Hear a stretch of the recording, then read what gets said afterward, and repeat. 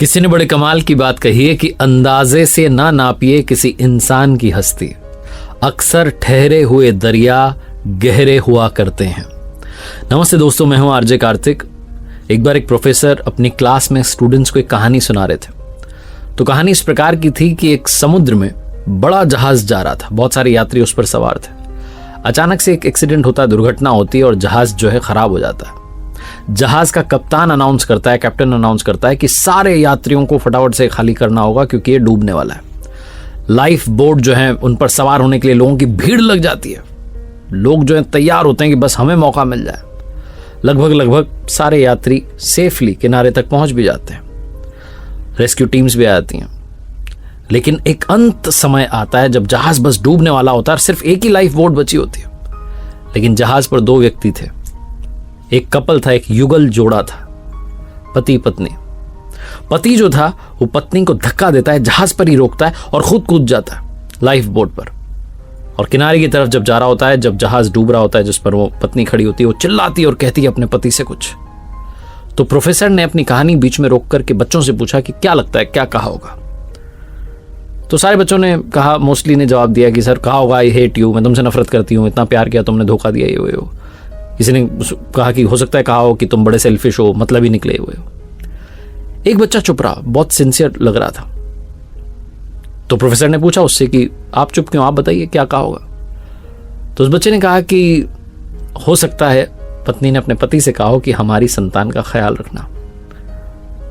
Professor चौंक गए, उन्होंने कहा सही जवाब है, लेकिन तुम्हें कैसे पता, तुमने कहानी सुन रखी थी। उस लड़के ने कहा नहीं सर, मैंने कहानी नहीं सुनी हुई थी। मेरी बीमार माँ भी जब अपने जीवन के अंतिम क्षणों में थी तो मेरे पिता से ही कहा था कि हमारे बच्चे का ख्याल रखना। प्रोफेसर दुखी, उन्होंने कहा कि आपकी बात सही है, जवाब सही है आपका। यही कहा उस पत्नी ने अपने पति से कि हमारी संतान का ख्याल रखना। प्रोफेसर ने कहा लेकिन कहानी भी बाकी है। उन्होंने कहानी आगे बढ़ाई, उन्होंने कहा कि वो जो जहाज था उस पर जो महिला बची थी, वो जहाज बस डूब गया, उस महिला की मौत हो गई। जो पति था वो किनारे पर आ गया, घर पहुंचा, वहां उनकी बेटी थी। उस छोटी बच्ची का लालन पालन किया, उस संतान का पालन पोषण किया, उसे पढ़ाया लिखाया, उसका विवाह करवाया। और समय का चक्र है, उस व्यक्ति की भी जान चली गई, उसकी भी मौत हो गई। जो बेटी थी वो एक दिन अपने घर पर मायके में आई हुई थी और घर की साफ सफाई कर रही थी, सामान जो है सारा देख रही थी। तब अलमीरा में उसे एक डायरी मिलती है जो कि उसके पिता की थी।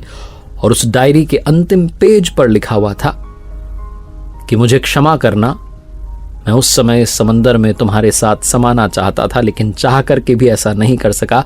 मुझे कठोर निर्णय लेना पड़ा, हमारी संतान को पालना पोसना आवश्यक था, इसलिए मैंने तुम्हें वहीं छोड़ करके खुद की जान बचाना मुनासिब समझा। मुझे मालूम था कि तुम बीमारी से ग्रस्त हो, कुछ दिनों में वैसे भी तुम ये दुनिया छोड़कर जाने वाली थी।